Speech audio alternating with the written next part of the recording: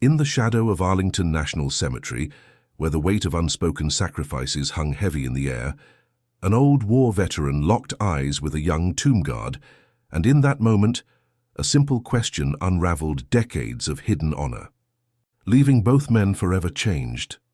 John Harlan had seen his share of battlefields, places where the ground itself seemed to scream with the echoes of fallen comrades. Born in the heart of rural Kentucky in 1925, he grew up on a farm where the soil was rich with tobacco and the air thick with the stories of his grandfather's Civil War tales.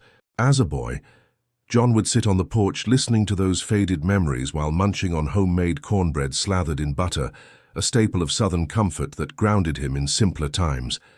But when World War II erupted, that simplicity shattered.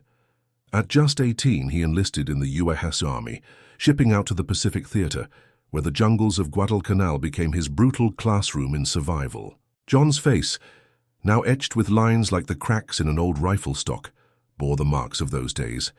His eyes, a piercing blue that had once scanned for enemy snipers, now softened with age, but still held a fire that spoke of unyielding resolve. He had stormed beaches under relentless fire, watched friends fall in the mud, and carried the weight of medals he rarely spoke about, a Purple Heart for the shrapnel that still ached in his leg on rainy days, and a Bronze Star for pulling a wounded buddy from a burning tank. After the war, he returned to Kentucky, married his high school sweetheart Mary, and raised 3 kids in a modest house near Lexington.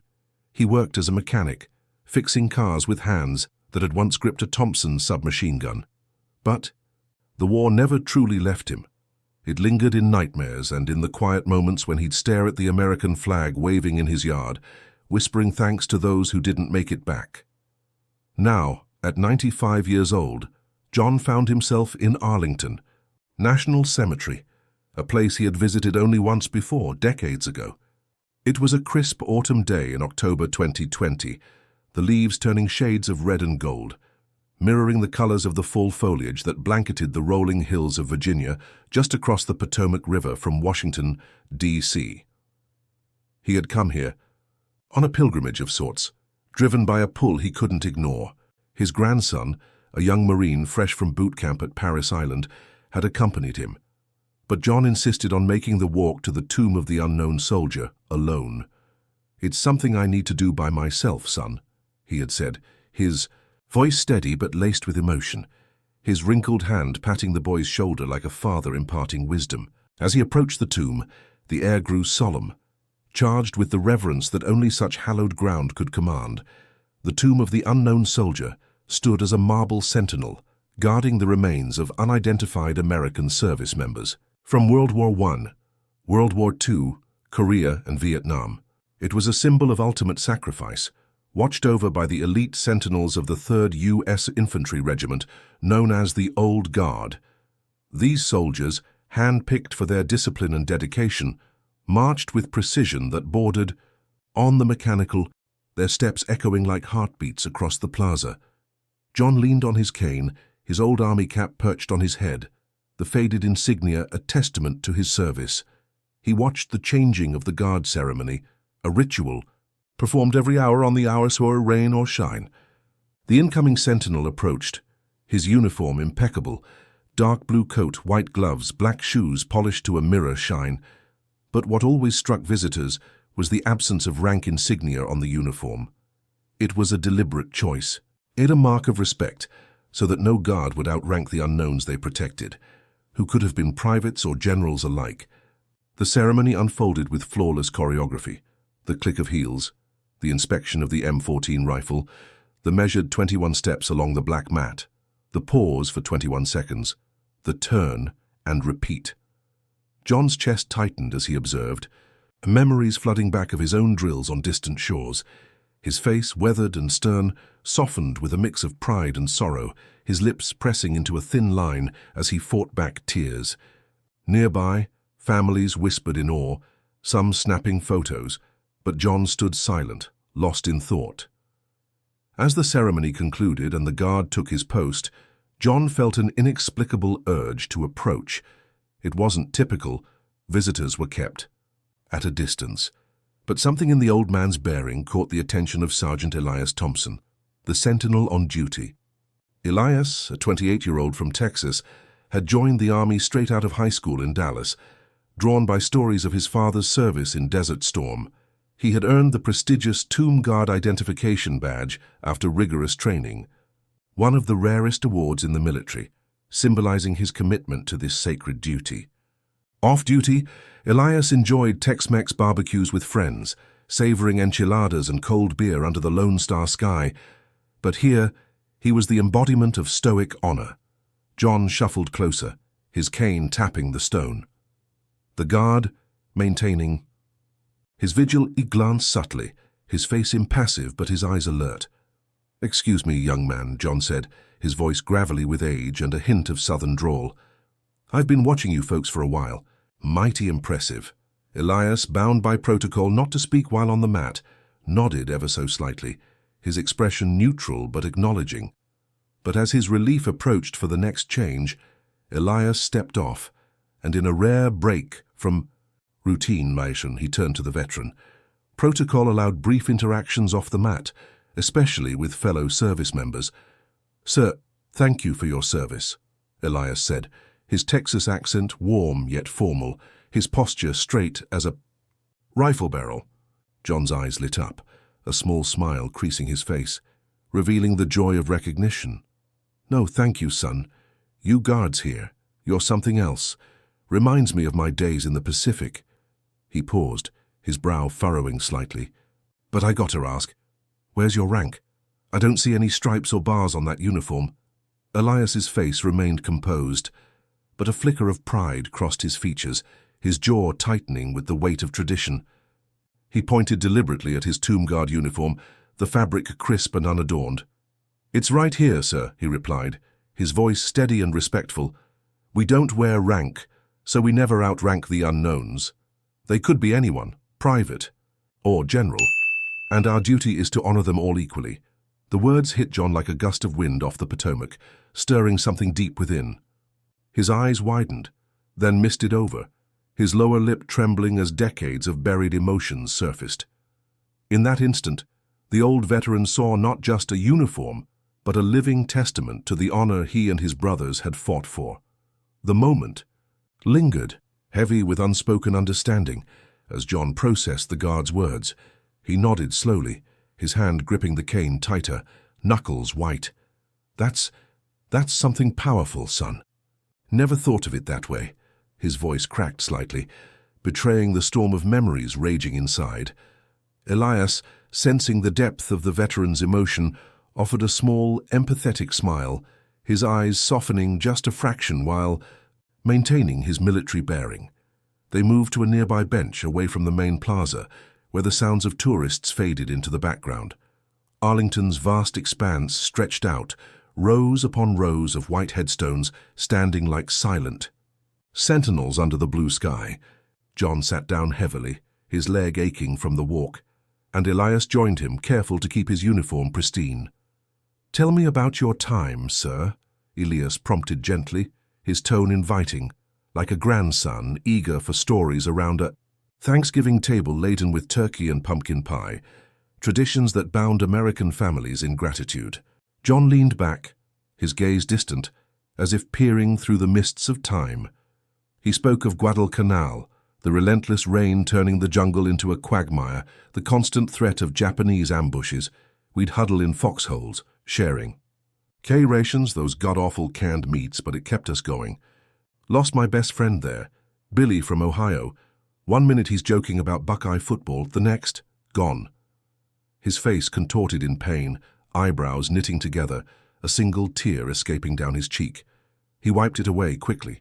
Embarrassed but Elias placed a reassuring hand on his shoulder, a gesture that felt paternal despite the age difference.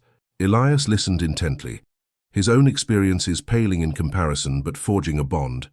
He shared about his training for the Tomb, the grueling 24/7 regimen at Fort Myer, just adjacent to Arlington. "We march in all weather, sir. Blizzards, say heat waves, doesn't matter. It's about respect. Like how you all held the line back then." His voice held admiration, his eyes shining with the fervor of someone who revered the legacy. As they talked, tension began to build. John revealed a secret he had carried for years. During a fierce battle, he had saved a young officer by dragging him to safety under fire, but never reported it fully, shunning the spotlight. Didn't want the fuss. Just did what needed. Doing, he muttered, his hands trembling slightly. Elias's expression shifted to one of quiet intensity, recognizing the humility that defined true heroes. That's the essence of honor, sir. Not the medals, but the actions. The conversation deepened, with John mentoring Elias unwittingly, sharing life lessons from post-war years, how he coached Little League Baseball in Kentucky, teaching kids the value of teamwork, much like squad unity in combat. Elias, in turn, opened up about his fears, the pressure of perfection at the tomb, where a single misstep could end a sentinel's tenure. "Sometimes I wonder if I'm worthy," he admitted, his face flushing, vulnerability cracking his stoic facade. Hours passed unnoticed, the sun dipping lower, casting long shadows over the memorials. Nearby, the eternal flame at John F. Kennedy's grave flickered, a reminder of national loss. John's grandson returned, eyes wide at seeing his grandfather so engaged. "Grandpa, you okay?" the young Marine asked, concern etching his youthful features. John smiled broadly, a warmth spreading across his face. "Better than—" "Okay, boy. This young man here, he's reminded me what it's all about." Elias stood, saluting sharply, his posture impeccable. "The honor is mine, sir." But as they parted, John felt a pull, a need for closure. Little did he notice this encounter was just the beginning of a recognition long overdue. In the weeks that followed, John couldn't shake the encounter from his mind. The Arlington National Cemetery had always been a place of solemn reflection for him, but now it carried a new weight. Elias's words echoed in his thoughts, simple, direct, yet profound. John had returned home to his modest apartment in Alexandria, Virginia, just a stone's throw from the Potomac River. The city buzzed with the energy of the nation's capital, but John felt detached, like a relic from a bygone era. His days were filled with routine: morning coffee at the local diner where the waitstaff knew him by name, afternoons spent at the VA Center for physical therapy on his aging knees, and evenings poring over old letters from his time in Vietnam. One crisp autumn morning, as leaves turned shades of amber and gold, John received an unexpected call. It was from a number he didn't recognize, but the voice on the other end was familiar. "Elias. Mr. Harlan. It's Elias from the tomb." "I hope I'm not intruding, but I couldn't stop thinking about our conversation.